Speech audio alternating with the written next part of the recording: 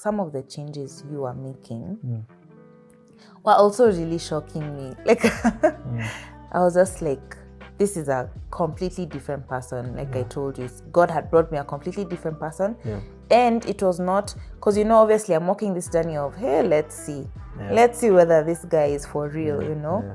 But I was actually seeing it happen. Even you being able to go to your dad and have these difficult conversations. That hard conversation. Like, because obviously, he doesn't understand like what this is. That's so but true. You made choices. Yeah. Like, Kenjie, you made choices for your future self. Yeah. And like I keep telling you, I really honor you for those things. Thank you. I remember you going to sit with him. Yeah. Do you want to talk about that? You tell that story.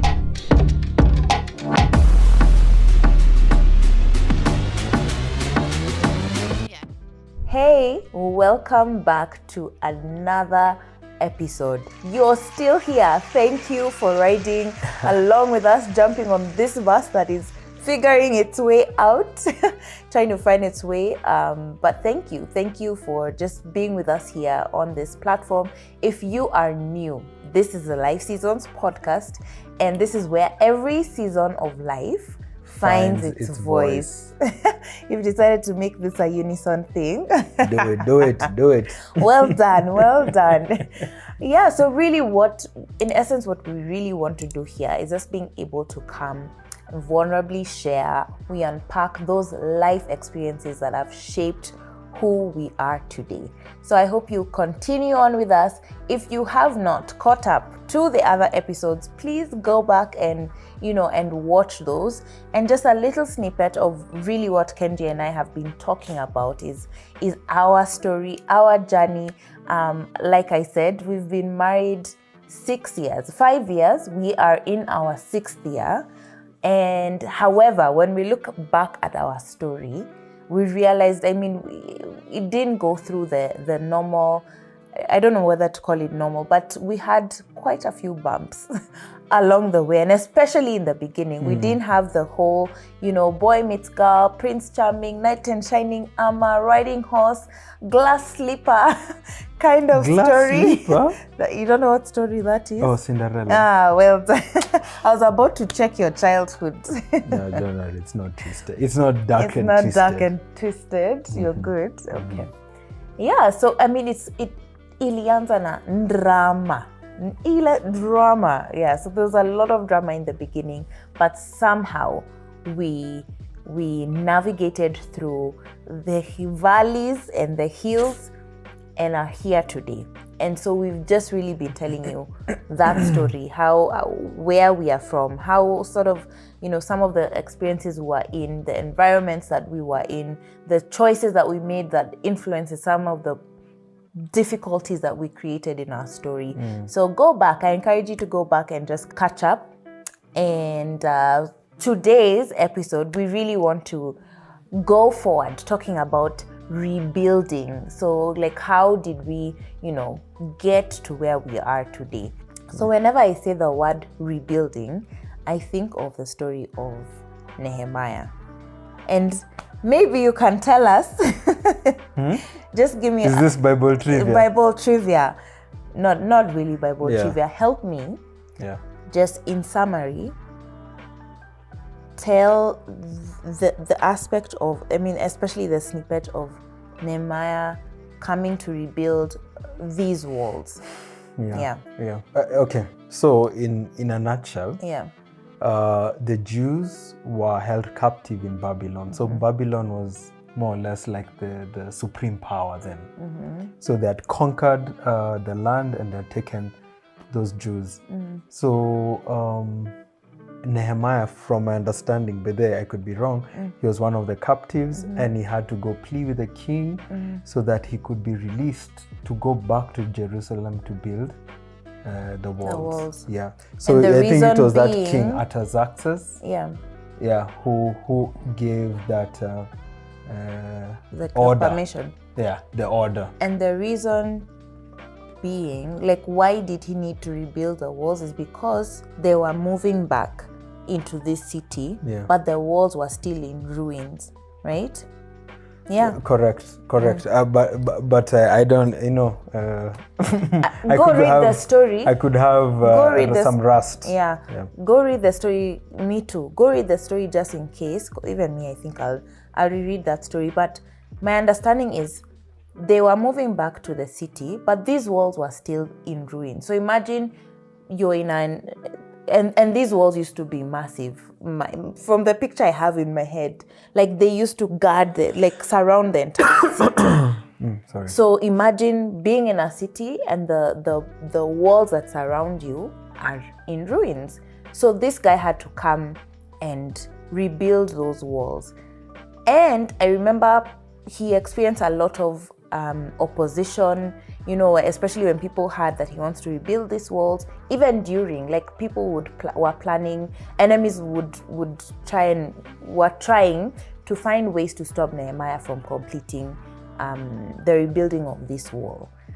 And I remember he had to come up with strategies.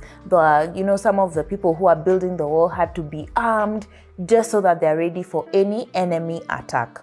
The reason why I felt like this was so important to talk about, and why I felt like it was also so not coincidental that that word keeps coming into my mind and that story keeps coming to my mind as well, is because even you think about our story, like really we had the walls were in ruins, or like the foundation had been shaken, like there were gaps in the foundation we're standing on.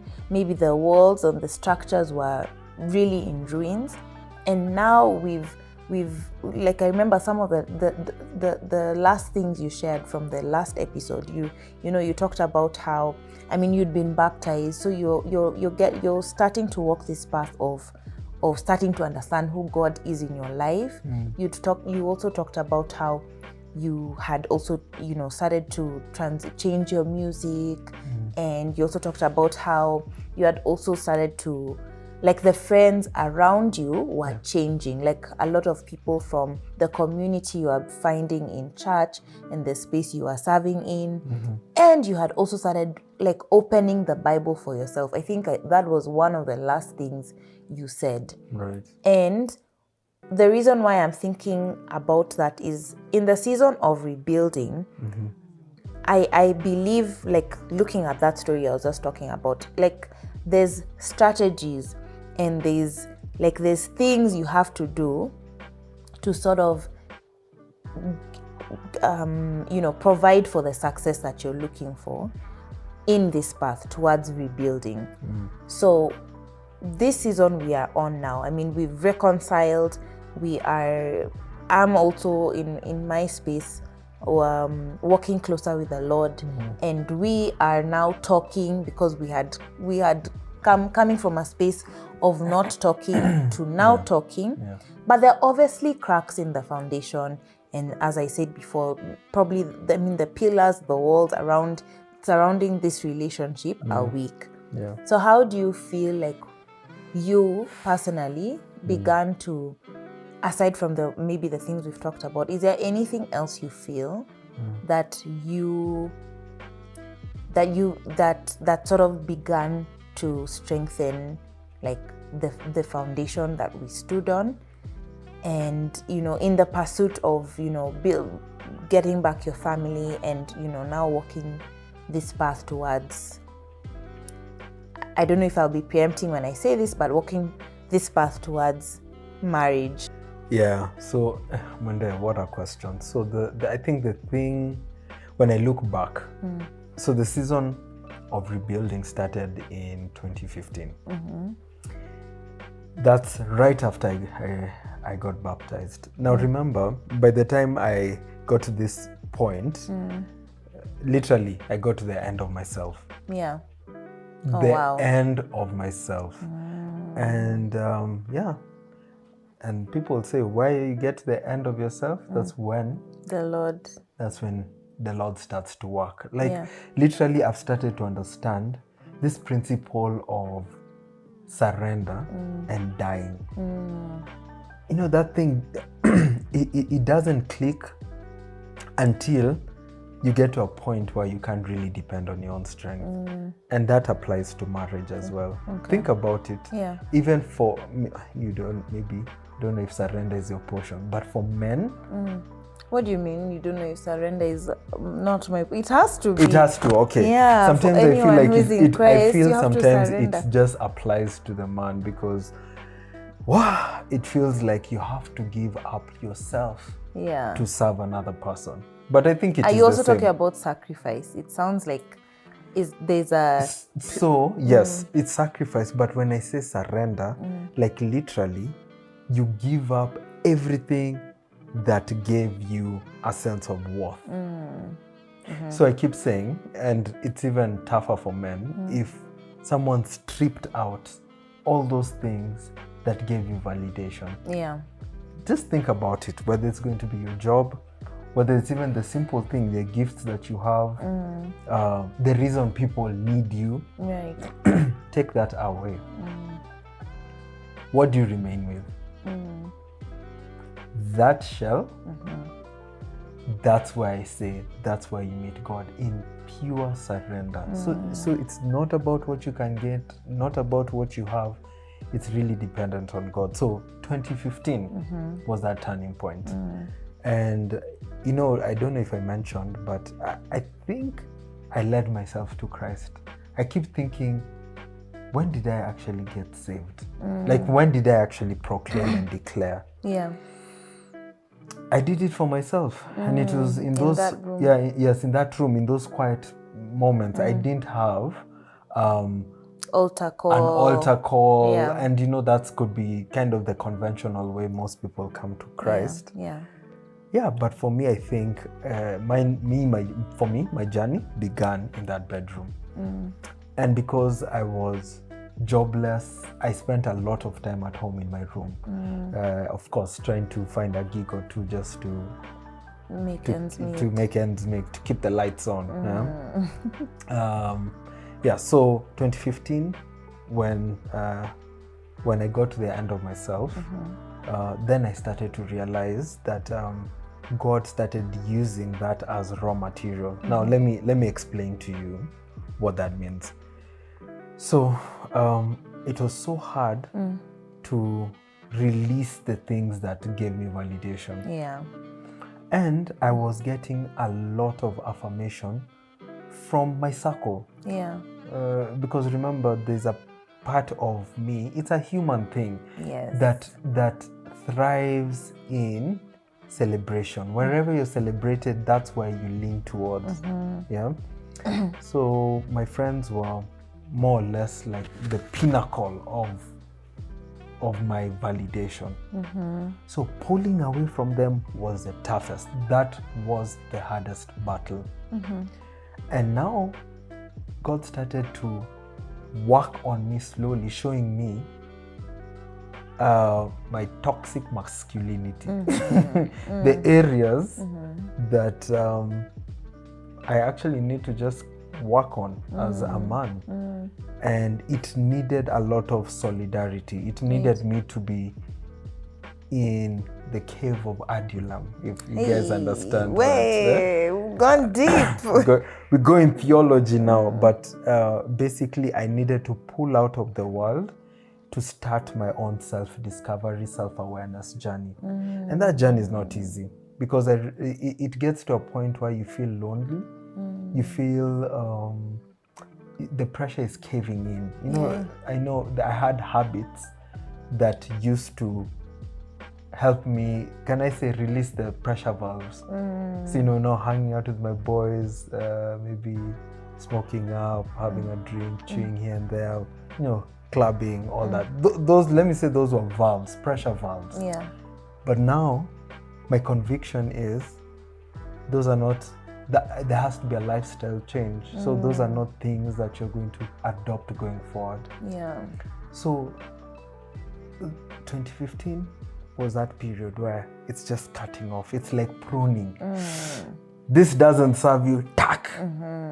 This doesn't serve you, tack. So I just started slowly cutting off the things that are not moving me closer to God. Right. And as I told you, because I started opening God's word for myself, I started to get real revelations and real convictions. So that's what was now causing the pruning, like influence you to absolutely so it, to be pruned. Yeah. So people think, remember this notion in high school, ameokoka lakini anafanya XYZ. Like I'm a backslide because Juicy, you went to the altar to receive Christ. The next day you're lying, you've been punished. Right. You're like, mtu atajokoka. So I came to realize it's a journey. Yeah. And that's why they call it sanctification. It's the journey of God renewing your spirit. So your spirit is renewed at a go, but your soul is scarred. Right. Your soul is what harbors your emotions, your will, and your mind. So that had been scarred for so long. Yeah. So I needed to heal. Now that journey of healing, Mwende. I keep saying if someone is walking that path, they need a lot of support. Yeah. And I just happened to start getting friends along the way who just were just happy to walk with me and to check on me and to kind of pull me away from those habits. Yeah.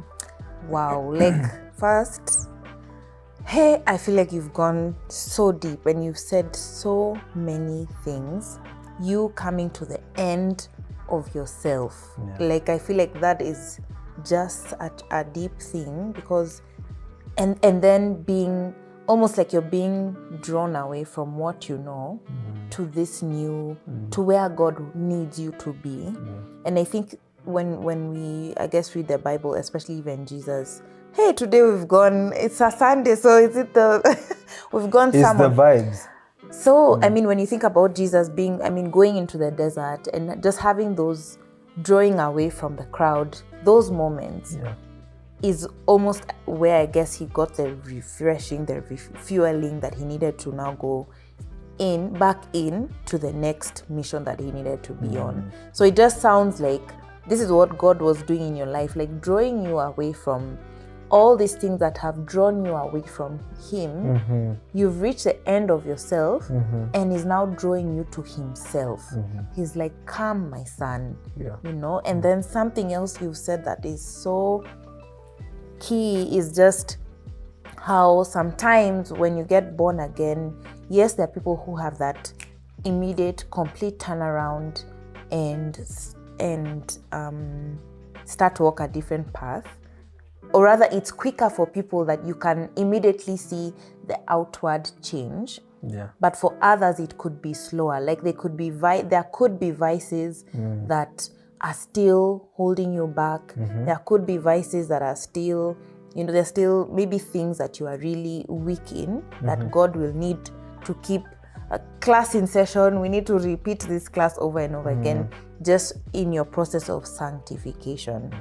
Big words. But that's you. You're the one who's taken us there. I'm like, but I don't know what else to call it. Wow. I don't know what else to call it. It's the process of cleaning up. Let me say spiritually. It is. That's when God is slowly starting to make you lose taste of the things of the world, the things that you knew, the things that gave you, those 5 stars and people acknowledged you for.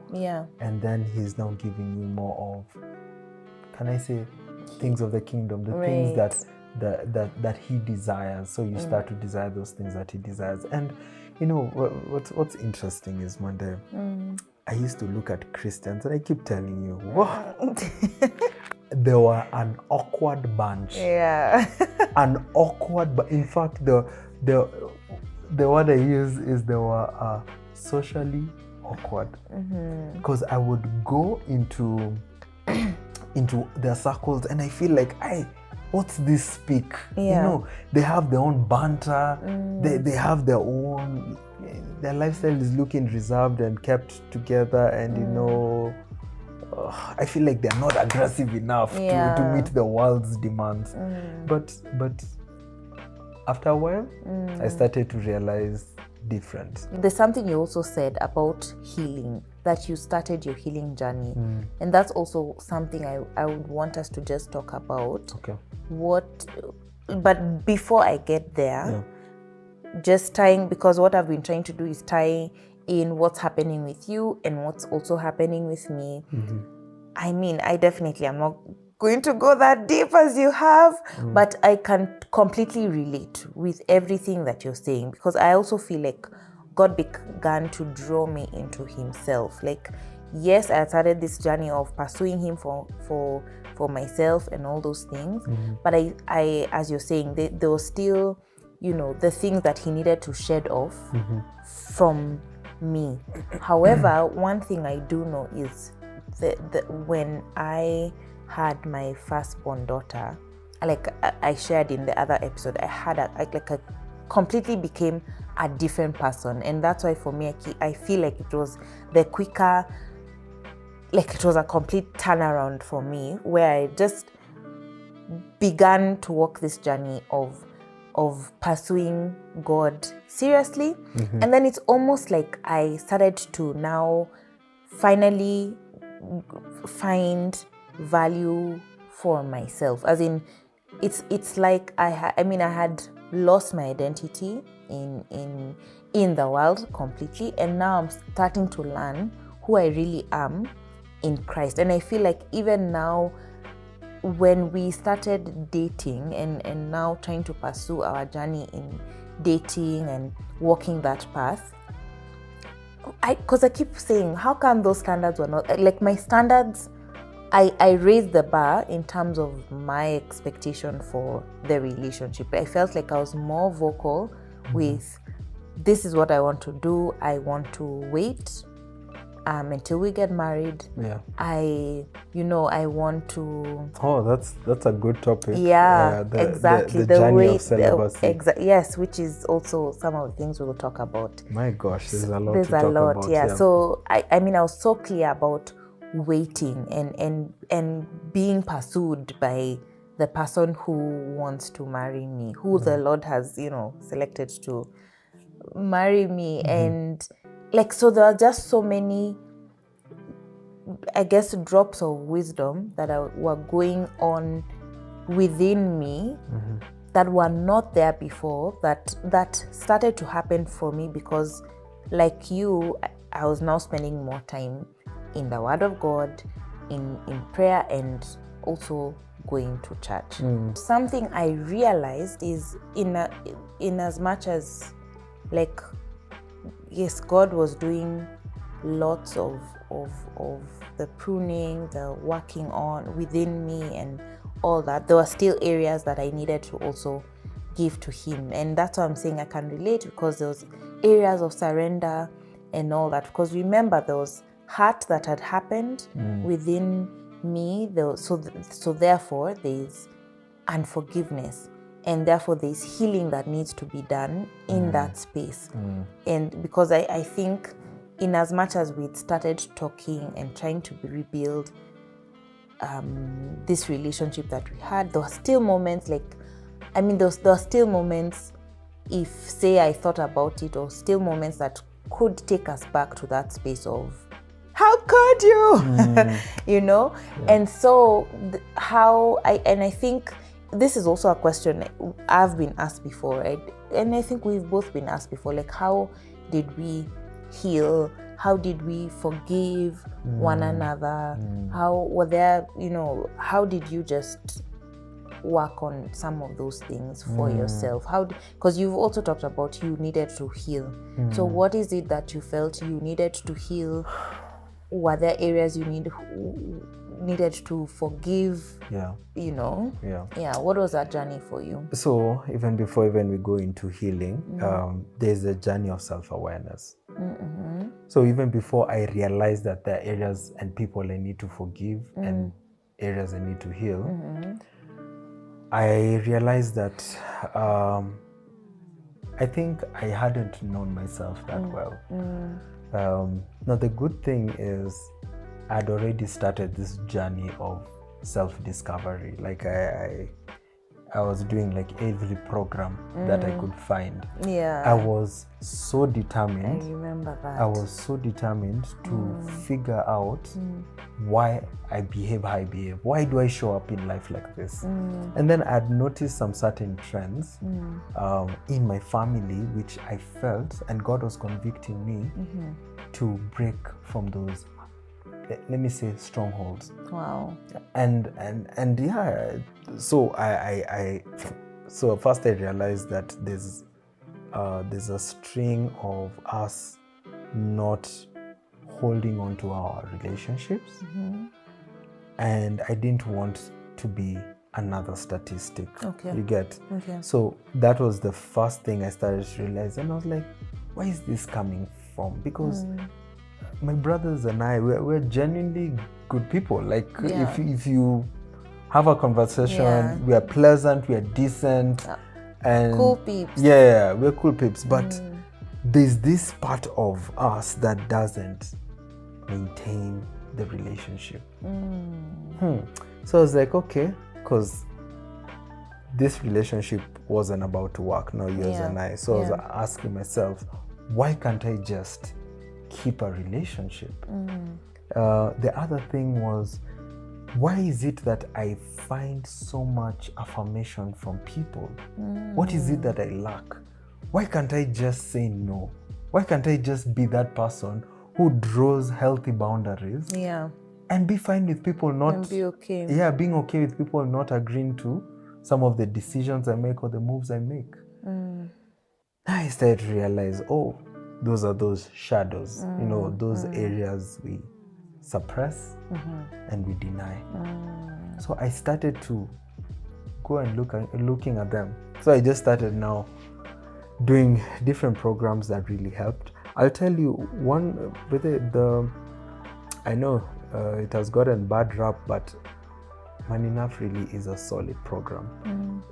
For those who've been able to take the material and apply it and use it not just for themselves, but as a tool to rebuild their masculinity, they've gotten something from it. Okay. So I started to realize now those areas that I needed to work on. Now, and let me just, I remember that season. I remember that season for you. Yeah. You know, you guys used to meet Saturday, 7 a.m. Yeah. So it meant you had to leave your house 6 a.m. every Saturday. Every Saturday. Yes. When every this Saturday was morning. a time Yeah. that would be nothing. I mean, you'd be sleeping through your Saturday mornings probably because of the lifestyle that you had before. Yeah. So there's a shift in what you're doing. There's a choice you're making every Saturday. Hey, even me, I used to say, I'm like, where? Okay. But I'd really reduced the number of times I'd go out.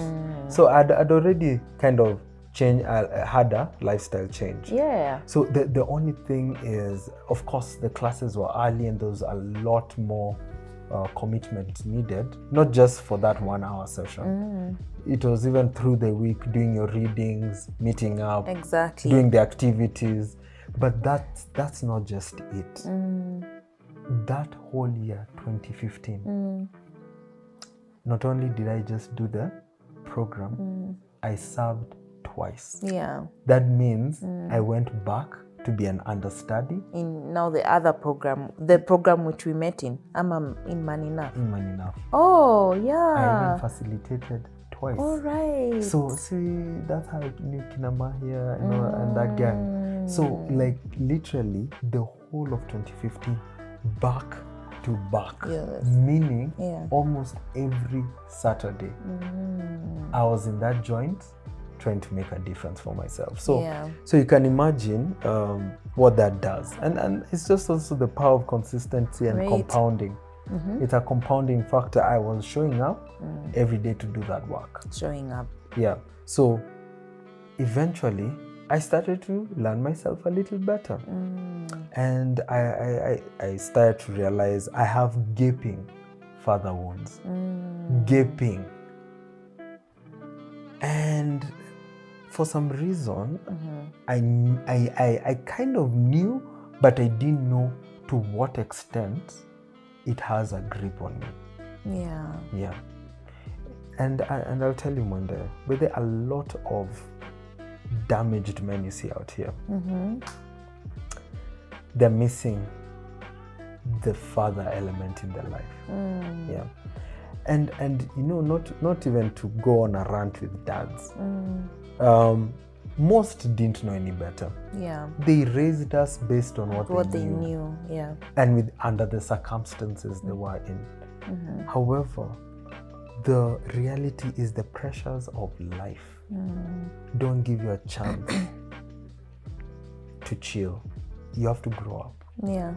And it's not like at you heal and we're gonna wait for you. Don't worry. We'll take care of everything right over here. As life is happening, we'll just take care of it. No. Life happens. Yeah. Gives you no breaks and no chances. Yeah. So so I realized, okay, fine. So there's this gaping father wound. What do you do with it? I started to find ways to remedy. And the one thing I quickly realized is, imagine, it's only your Father in heaven who can meet that gap.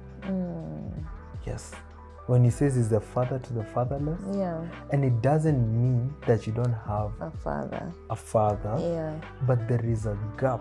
I'm telling you, you cannot find that affirmation anywhere else. If you find it, it might be an unhealthy way to attach. Or one that doesn't last. Or it doesn't last. Exactly. You have to keep going to that same source all the time. So I used to find that even the reason I have this need for affirmation is because that affirmation was not poured onto me at a young age. I didn't hear even good boy, well done. And let me tell you, it's different when moms do it. Yeah. This is the reality. For a boy. For you, the little boy that was growing up. Yes. You see, masculinity is bestowed by masculinity. Yeah. You and whether not to undermine what mothers do for boys, but dads are the only ones who can pull out the man in the boy. Do you get what I mean? Yeah. If it's not intentional in the sense that fathers reach out to the little boy in that child, that man will grow up in age, but stay a little boy inside. Yeah. So that is what was happening. I was a grown man. I was now about 24, 25. Yeah. In fact, I think legal age of a young adult is 26. I was an adult. But I had a little boy inside. So that little boy needed to be healed, needed to be called out, so that I stopped finding affirmation in lifestyle. Yeah. Going around with chilies. Because that's the one thing. Let me tell you, when you see men in pornography and promiscuity, they just want a tap on the back. It gives them that affirmation. And so they're finding it in the wrong. Yes, it's just an unhealthy attachment style. Yeah. So if they realize it's better to source that affirmation from your Heavenly Father, where you will never have to fast again. Wow. Kenjie, honestly, this is, sometimes I listen to you and I can't believe this is you talking. For real, me, I've seen a miracle happening right before my eyes.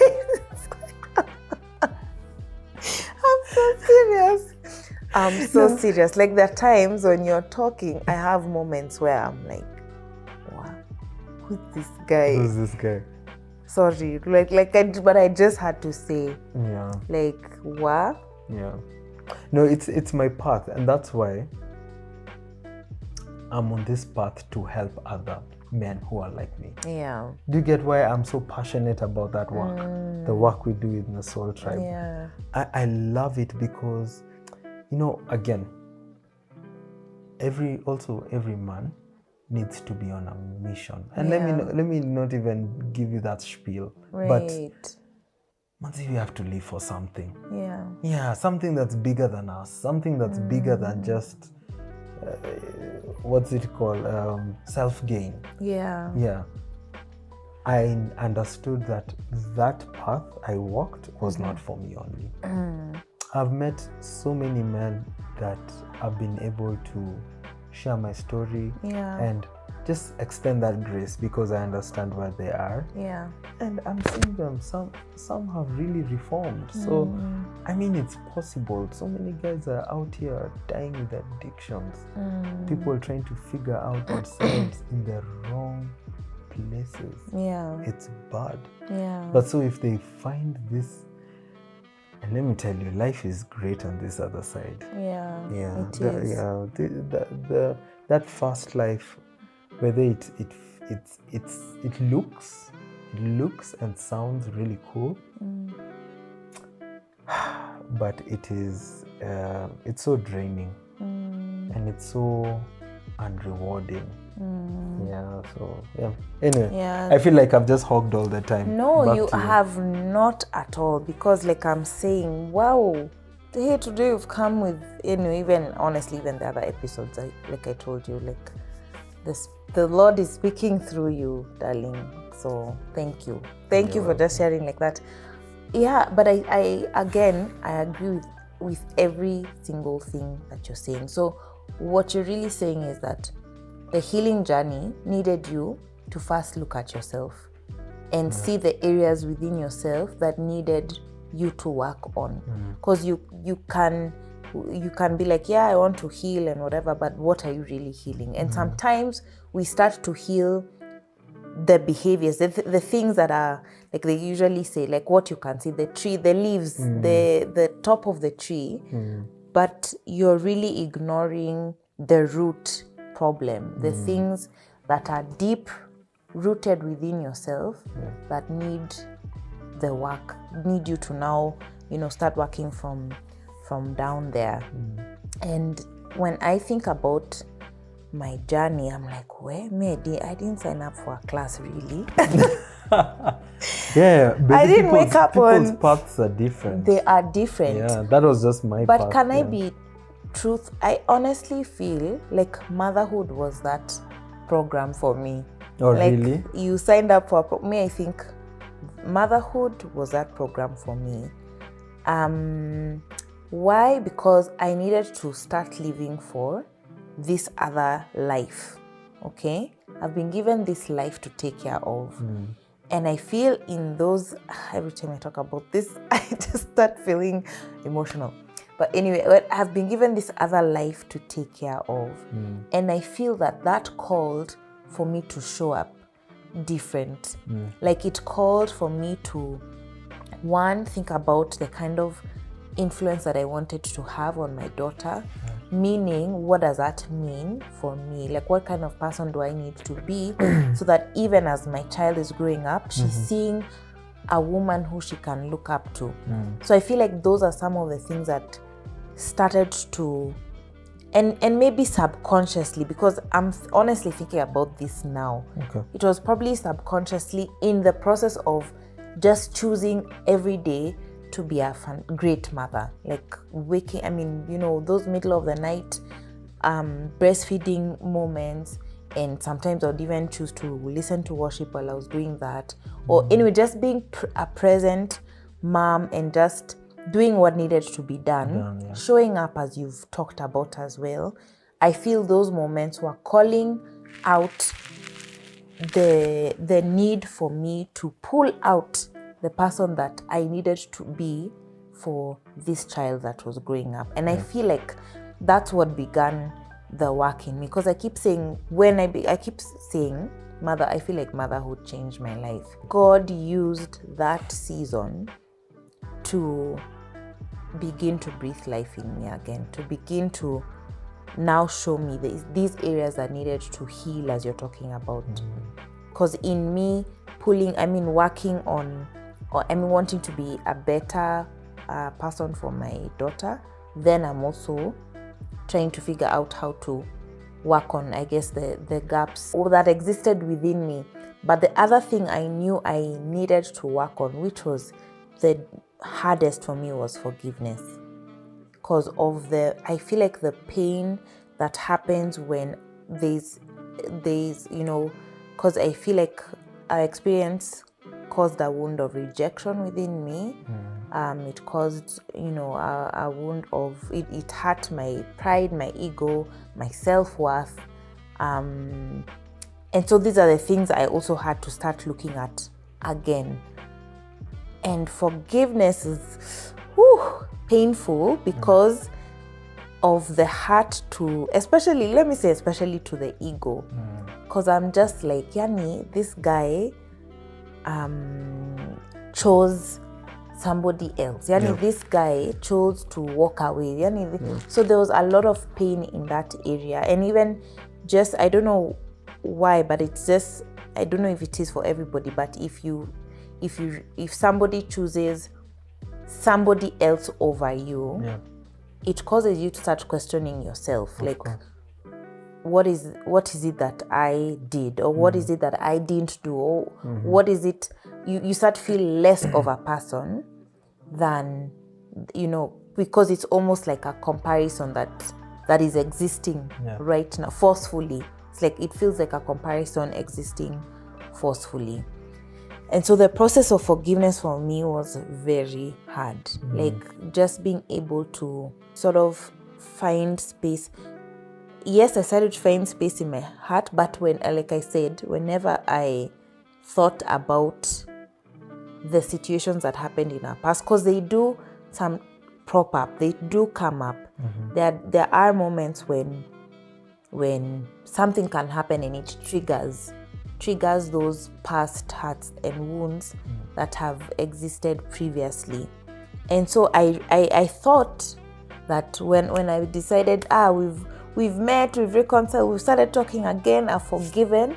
But no, I realized this thing it's a work in progress. Like it's a journey. It's a journey that you have to keep walking each and every day. And the moment that those triggers happen, it's not to say that you have maybe not fully forgiven. Maybe there are just still parts that you need to keep on working on, or they're just, it's a wound that when it's irritated, then it'll hurt again, and you just need to soothe it in that moment, and then continue walking that journey.